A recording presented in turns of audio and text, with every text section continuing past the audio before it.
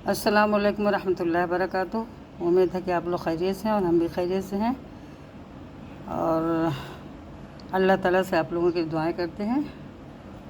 बिस्मिल्लाहिर्रहमानिर्रहीम। शुरू करते हैं अल्लाह के नाम से जो बहुत बड़े मेहरबान नहायत रहम वाले हैं। हुज़ूर अक़दस सल्लल्लाहु अलैहि वसल्लम का इरशाद है कि जब नमाज का वक्त आता है तो एक फ़रिश्ता ऐलान करता है कि आए आदम की औलाद, उठो और जहन्नम की उस आग को जिसे तुमने गुनाहों की बदौलत अपने ऊपर जलाना शुरू कर दिया है, बुझाओ। चुनांचा दीनदार लोग उठते हैं, वज़ू करते हैं, ज़ोहर की नमाज़ पढ़ते हैं, जिसकी वजह से उनके गुनाहों की सुबह से ज़ोहर तक की मग़फ़िरत कर दी जाती है। इसी तरह फिर असर के वक्त, फिर मग़रिब के वक्त, फिर इशा के वक्त, ग़रज़ हर नमाज के वक्त यही सूरत हाल होती है। इशा के बाद लोग सोने में मशगूल हो जाते हैं। इसके बाद अंधेरी में बाज़ लोग बुराइयों और ज़िनाकारी, बदकारी, चोरी वगैरह की तरफ चल देते हैं और बाज़ लोग भलाइयों और नमाज, वजीफ़ा, ज़िक्र वगैरह की तरफ चलने लगते हैं।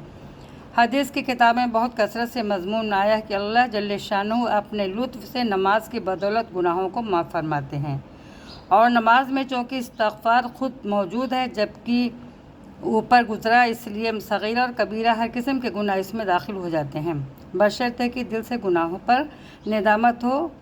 खुद हक़ तआला शानहू का इरशाद है, आक़िमिस सलात तरफ़ नहारा वज़ुल्फ़न मिनल लैली इन्नल हसनात युज़हिबनस सय्यआत। जैसा कि हदीस में आयत नंबर 3 में गुज़रा है, हज़रत सलमान एक बड़े मशहूर सहाबी हैं। वो फरमाते हैं कि जब इशा की नमाज़ हो लेती है तो तमाम आदमी 3 जमातों में मुनक़िसम हो जाते हैं। एक वो जमात जिसके लिए ये रात नेमत है और कमाई और भलाई है, और वो हज़रात हैं जो रात की फ़ुर्सत को गनीमत समझते हैं, और जो लोग अपने अपने राहत और आराम और सोने में मशगूल हो जाते हैं तो ये लोग नमाज में मशगूल हो जाते हैं। इनकी रात इनके लिए अजर सवाब बन जाती है। दूसरी वो जमात है जिसके लिए रात वबाल है, जान है, अज़ाब है। ये वो जमात है जो रात की तन्हाई और फ़ुर्सत को गनीमत समझती है और गुनाहों में मशगूल हो जाती है। इनकी रात उन पर बवाल हो जाती है, वबाल बन जाती है। तीसरी वो जमात जो इशा की नमाज़ पढ़ कर सो जाती है, इसके लिए ना वबाल है, ना कमाई है, ना कुछ गया, ना कुछ आया। हुज़ूर अक़दस सल्लल्लाहु अलैहि वसल्लम का इरशाद है कि हक़ तआला शानहू ने फरमाया कि मैंने तुम्हारी उम्मत पर 5 नमाज़ें फ़र्द की हैं और उसका मैंने अपने लिए अहद कर लिया है। जो शख्स इन 5 नमाज़ों को उनके वक्त पर अदा करने का एहतमाम करे, उसको अपनी ज़िम्मेदारी पर जन्नत में दाखिल करूँगा, और जो इन नमाज़ों का एहतमाम ना करे तो इस पर उसकी कोई ज़िम्मेदारी नहीं है।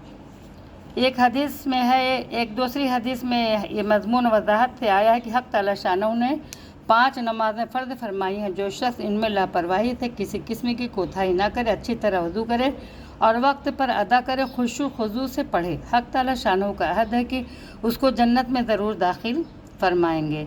जो शख्स ऐसा ना करे, अल्लाह ताला का कोई अहद उससे नहीं, चाहे उसकी मग़फ़िरत फरमाएँ, चाहे अज़ाब दें। कितनी बड़ी फ़जीलत है नमाज की।